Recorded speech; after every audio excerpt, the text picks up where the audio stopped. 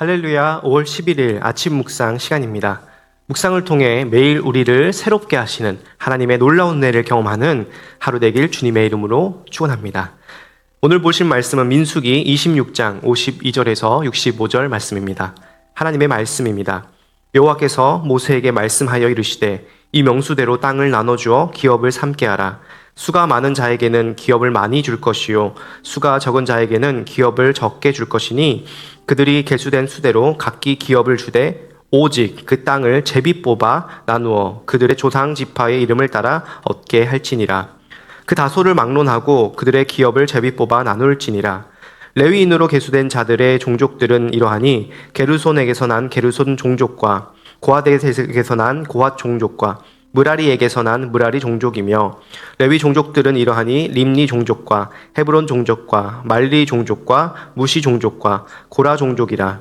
고핫은 아므람을 낳았으며 아므람의 처의 이름은 요게벳이니 레위의 딸이요 애굽에서 레위에게서 난 자라. 그가 아므람에게서 아론과 모세와 그의 누이 미리암을 낳았고 아론에게서는 나답과 아비후와 엘르아살과 이다말이 낳았더니 나답과 아비후는 다른 불을 여호와 앞에 들이다가 죽었더라.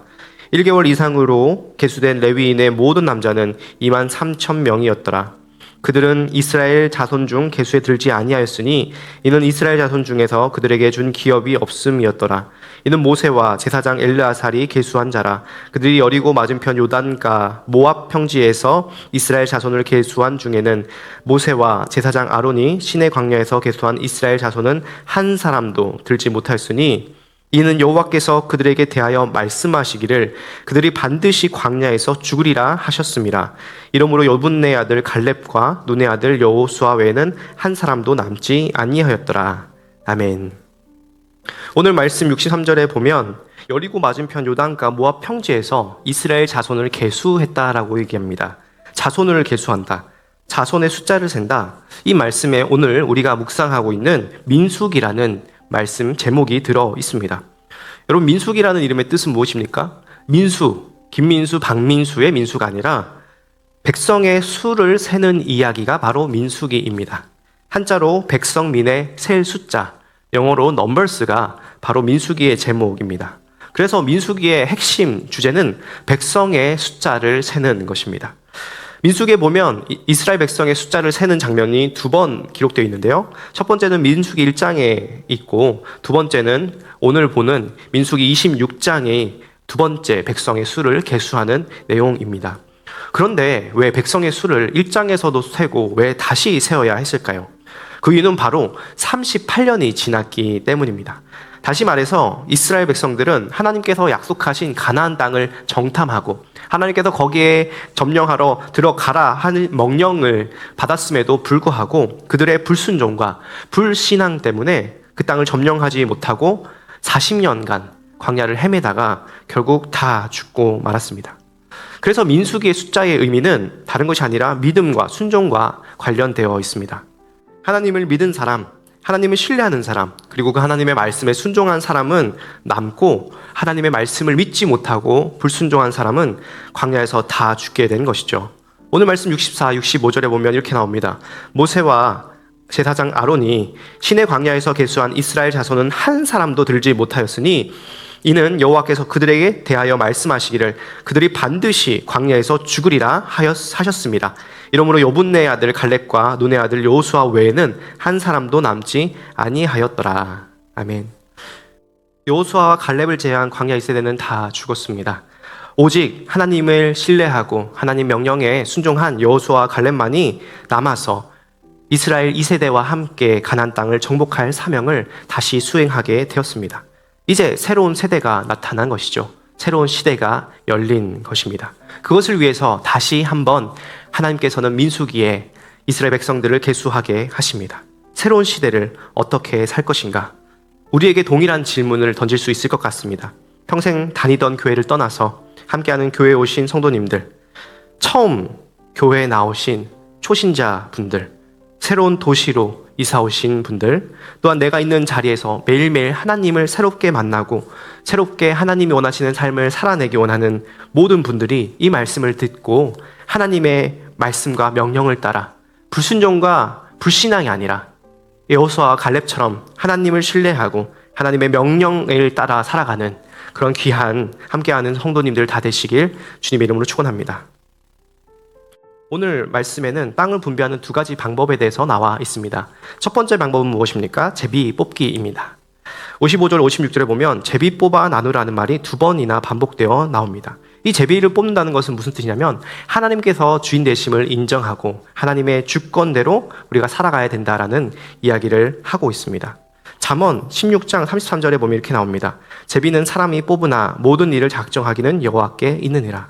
사람이 제비를 뽑아서 우리가 선택하는 것처럼 보이지만 사실 그 일을 작정하는 것은 하나님께서 하신다라는 것입니다. 하나님께서 주인 되셔서 우리 삶을 이끌어 가시고 하나님께서 우리를 통치하고 계신다라는 것입니다.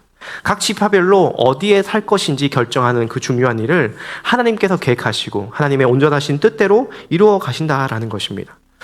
우리 삶에 제비 뽑는 믿음이 필요합니다. 그것은 무엇입니까? 하나님께서 우리의 삶을 다스리신다라는 것입니다.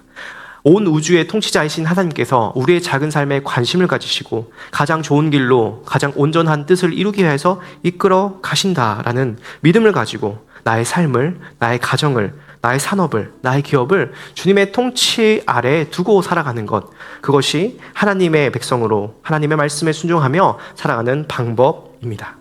두 번째로 땅을 분배하는 방법은 무엇입니까? 바로 숫자대로 나누라라는 것입니다. 이것을 통해서 공평하신 하나님을 우리가 알 수 있습니다. 54절에 보면 수가 많은 자에게는 기업을 많이 줄 것이요 수가 적은 자에게는 기업을 적게 줄 것이니 그들이 개수된 수대로 각기 기업을 주되. 하나님께서 이스라엘 백성들을 각 지파별로 나누시는 것은 하나님의 주권대로 하시지만 그 안에 땅을 분배하는 것은 하나님의 원리와 원칙을 주시는데 그것은 바로 공평하게 가족이 많으면 많은 수대로 적으면 적은 수대로 분배하라라는 것입니다. 고대 사회에서는 힘 있는 소수가 모든 것을 독점하는, 왕이 모든 것을 통치하고 지배하고 소유하는 그런 시대였습니다. 그런 승자 독식의 사회에서 하나님께서는 이스라엘의 왕이 되시며 이스라엘 백성들이 공평하게 살아가기를 원하셨습니다. 그런데 우리가 세상을 살다 보면 불공평한 세상 가운데 하나님이 정말 공평하신가라는 생각을 하게 될 때가 있습니다. 주변을 돌아보면 나보다 더 많은 것을 가진 사람들이 있고 나보다 더 좋은 차, 집, 나와 다른 가정 환경, 신앙도 마찬가지입니다. 믿는 집안에서 누구는 태어났고 우리 집안은 믿지 않고 누구는 돈이 있고 누구는 돈이 없고 하는 그런 것들을 볼 때에 정말 하나님께서 공평하신가라는 생각이 들기도 합니다. 그래서 어떤 이들은 불평과 불만을 하고 이스라엘 백성들처럼 하나님 주신 귀한 것들을 누리지 못하고 불신앙과 불순종으로 시험에 들기도 하며 방황하는 것을 보게도 됩니다. 그럴 때에 우리는 어떻게 해야 합니까? 외적으로는 우리가 먼저 공평한 삶을 하나님의 명령대로 살아가야 합니다. 사도행전 2장 32절을 보면 이렇게 나옵니다. 믿는 무리가 한 마음과 한 뜻이 되어 모든 물건을 서로 통용하고 자기 재물을 조금이라도 자기 것이라 하는 이가 하나도 없더라.